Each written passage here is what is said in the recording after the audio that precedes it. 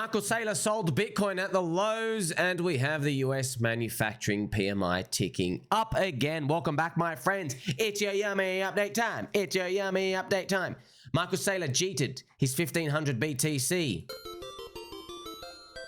How about that? Selling the lows and buying the high. Michael Saylor, some say Michael Strategy, has confirmed that he's just buying and selling based off the firm, MicroStrategy, and all these notions about never sell your Bitcoin are now carefully being walked back, where he's had to issue a statement saying, no, I never said actually you sell your own personal Bitcoin. I've never sold my personal Bitcoin.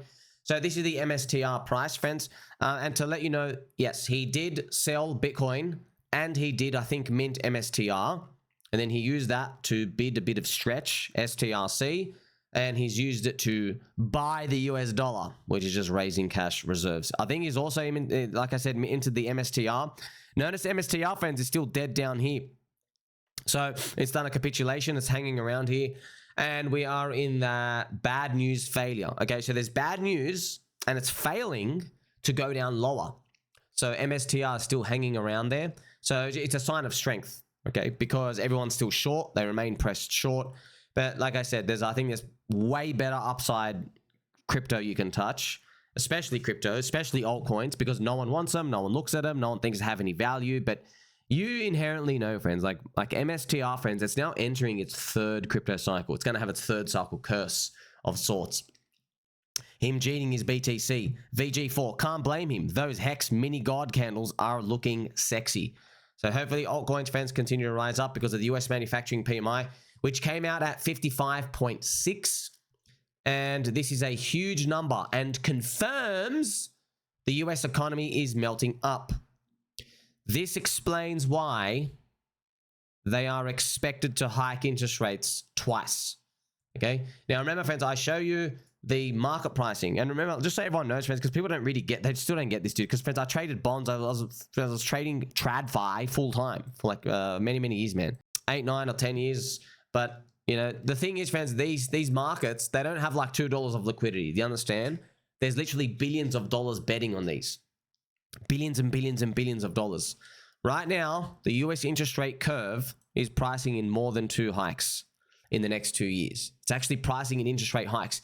If they were pricing in cuts, this spread would be looking like this, okay? It would be down here. It'd be at minus 50. Instead, it's plus 60. You understand? That's more than 2 hikes that it's pricing in. And people are thinking, oh no, the economy's cooked, something's wrong. But they're in disbelief, dude.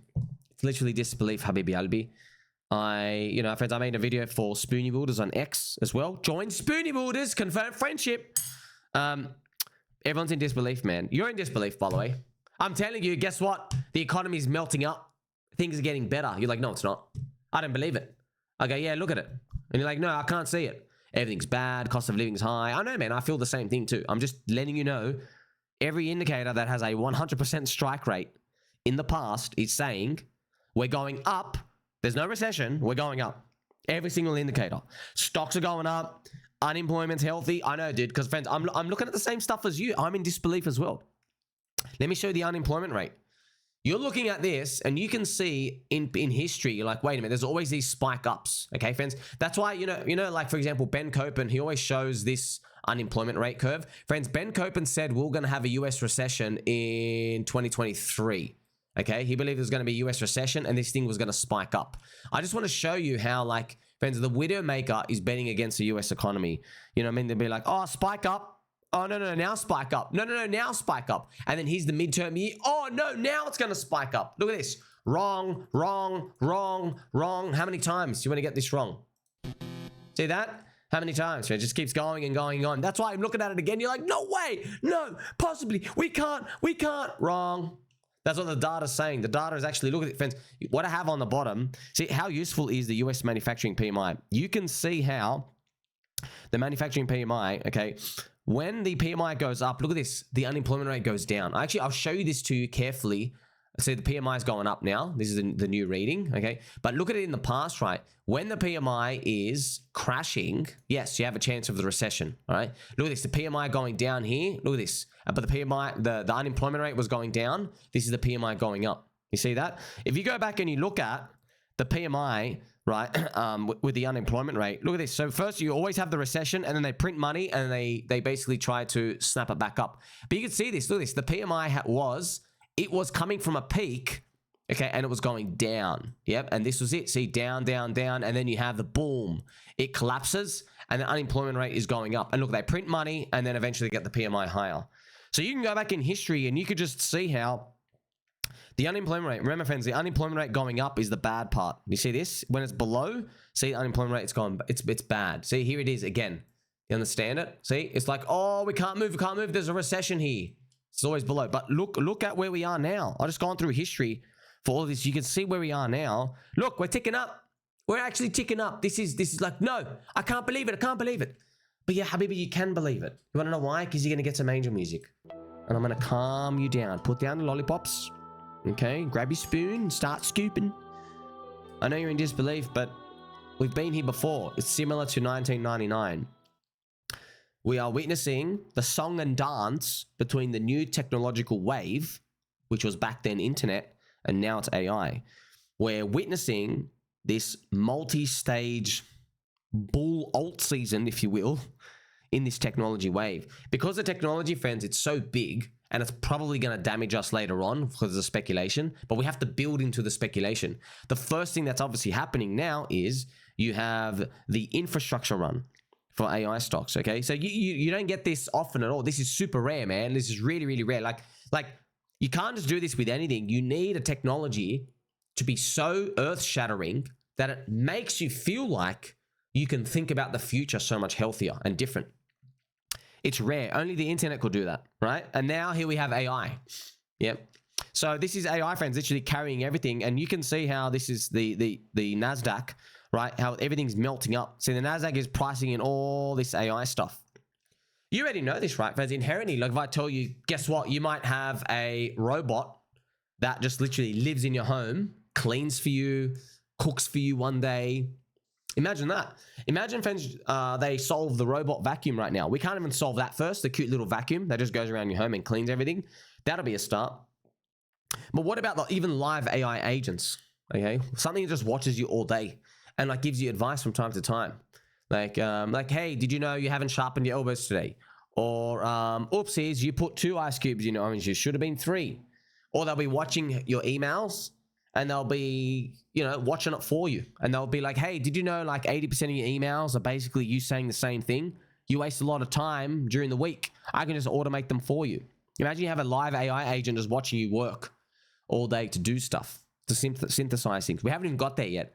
To get there, we need more data centers, more power. We need exponentially more power. You see, we haven't even got there yet. One day we'll get there, and then we can start making the dumb stuff. Okay, now we don't know what dumb is. We don't know what dumb is because we have to get the serious stuff first, where everyone sees there's a baseline of use case, right? And then after that, we can add the cherry on top. And obviously, I joke that people are going to pay $30,000 for a robot dog, like 10 times more expensive than a real human dog. And, you got to change the batteries every 3 days. So like just something where I'm like thinking, okay, now it's over, right? But we're nowhere near there. Nowhere near there. This is the NASDAQ currently pricing all that in, and the PMI is going up. Yep. So hopefully we do get to build into that, and then maybe we can think about then the end of the next world.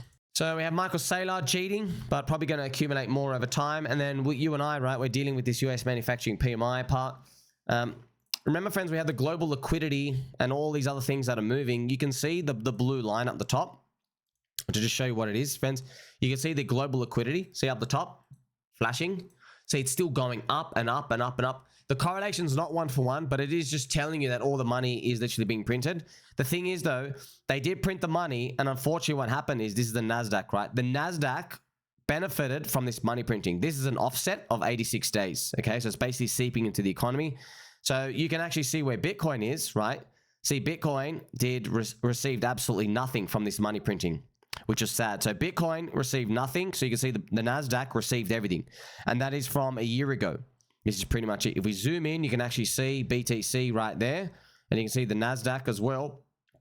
How, unfortunately, all the money printing that came from the US government, it went into AI. You can see the blue line up there. And then Bitcoin just went down, which is sad. So this is just it, man. Welcome to life. We got kicked in the balls. So we correctly predicted they had to print. We got that part right. Okay, we actually predicted that they have to print more than $1 trillion. We got that part right, okay? So the next part is, where did the money go? We thought there'd be something that goes to crypto. None of it went to crypto at all. Literally zero. 100% of the allocation went into AI stocks. And then we had the Leopold season, Leopold the Lesbian, which I just want to tell you something, friends. You know, Leopold the Lesbian, he actually did get liquidated, okay? There's been this news that he didn't get liquidated. It's a bunch of BS. This is him, friends. He looks like a Walmart, you know, like a dyke. She's going in through, got to return some items, just being angry at everybody, shoulder barging you in the aisle. So Leopold the Lesbian himself, he did get liquidated. He lost everything. But he has an insider allocation at Anthropic. Because he's a little twink and he's part of the deep state Baal worshipping scum racket, he was given insider access to their ICO, their IPO, right? Initial crap offering. So guess what? The banks use that as collateral. So technically he's not liquidated. Yeah. So they took this insider allocation that nobody else could have got. He's an insider, and yes, he was given it. Him, friends, you know as well, Soy Bankman-Fried, they were given it as well. You got to be in this like little private Silicon Valley, you know, like little twink underground girls club to get this type of access. So yes, that's his collateral, but he's been effectively wiped out, but I guess they're using it there, so they're just keeping the open positions, and then he was able to transfer it to Ken Griffin, who is obviously just taken it and swiped him. So once again, it's funny, right? How there are rules for them, and then there's rules for you and me. Okay, these insiders club. And look, this is just a perfect example, friends. He had 500 million, you know, that he built up with some fund, and then he went all in, turbo long. He did the crypto trade, 10x leverage long, but he did it in AI, and he ran it to like 40 billion, and then he lost all of it. And now it's only resting on his Anthropic insider allocation. So just to tell you, man, friends, these people are trash. They see when they can't cheat, they're just garbage like the rest of retail. They have no edge. They get liquidated. They get destroyed. They don't make it. They get wiped. Okay, that's why you see these people on the top. You can see where all these socialism kind of people are coming from, because they can see. They go, dude, we know we're getting scammed. We just don't know how. Yeah, so we have to change the system. Hopefully crypto pumps before then. Like, subscribe. Catch you soon.